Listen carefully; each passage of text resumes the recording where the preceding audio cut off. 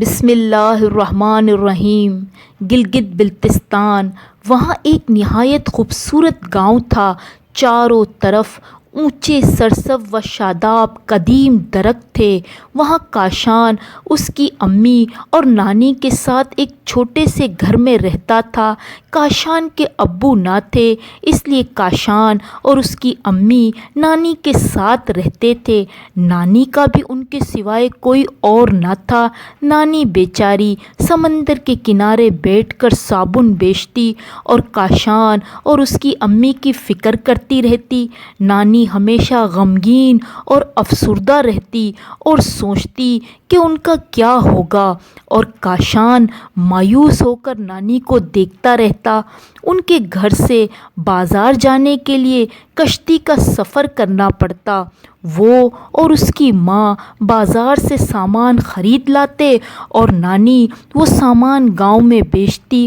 ایک دن کاشان کو اس کی امی نے جلدی کھانا مانگنے پر ڈانٹ دیا۔ کاشان بہت دل برداشتہ ہوا۔ وہ مایوس تو تھا ہی، ماں کی ڈانٹ برداشت نہ کر پایا اور گھر سے نکل گیا۔ اس کی نانی رو رو کر اس کے غم میں نڈھال ہو گئی اور اس کی ماں اسے تلاش کرنے گھر سے نکلی، لیکن کاشان چلتے چلتے ایک ایسے درخت کے پاس پہنچ گیا جہاں ایک ضعیف شخص بیٹھا تھا۔ یہ درخت صدیوں پرانا تھا۔ راستے میں چلتے ہوئے کاشان گر گیا تھا۔ اس کے سر پر گہری چوٹ لگ گئی تھی۔ کاشان نے اپنی وہ چوٹ اس بزرگ شخص کو بتلائی۔ بزرگ نے جب کاشان کی طرف دیکھا تو اسے کاشان پر بہت پیار آیا۔ اس نے کاشان کو اپنے پاس بٹھا لیا اور اس کے سر پر ہاتھ رکھا تو اس کی وہ چوٹ غائب ہو گئی۔ کاشان نے اس بزرگ کو اپنے اور اپنے گھر والوں کا حال کہہ سنایا۔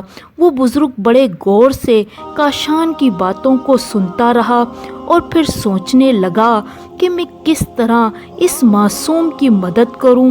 اس بزرگ نے کچھ منتر پڑھے تو ایک صندوق میں خزانہ نمودار ہوا۔ پھر وہ کاشان کو لے کر اس کے گھر کی طرف روانہ ہوا۔ گھر جا کر دیکھا تو اس کی نانی کاشان کے جدائی کے غم میں بیمار ہو گئی تھی۔ اس بزرگ نے نانی کے سر پر ہاتھ رکھا تو نانی بالکل ٹھیک ہو گئی، اور کاشان کو اپنے پاس دیکھ کر نانی نے چین کا سانس لیا۔ پھر اس بزرگ نے خزانے سے بھرا ہوا وہ صندوق کاشان کی نانی کو دے دیا۔ نانی نے اتنا خزانہ دیکھ کر حیرانگی سے کہا کہ آپ کے پاس اتنا خزانہ کہاں سے آیا؟ تب اس بزرگ نے کہا، میں شہنشاہ جنات ہوں۔ یہ خزانہ میں کاشان کے لیے خوشی سے دے رہا ہوں۔ یہ خزانہ کبھی ختم نہیں ہوگا۔ یہ کہہ کر وہ جن فوراً غائب ہو گیا۔ کاشان کی نانی نے اس جن کو بہت دعائیں دی اور اللہ کا شکر ادا کیا، اور کاشان، اس کی امی اور اس کی نانی کی زندگی بہت خوشگوار ہو گئی۔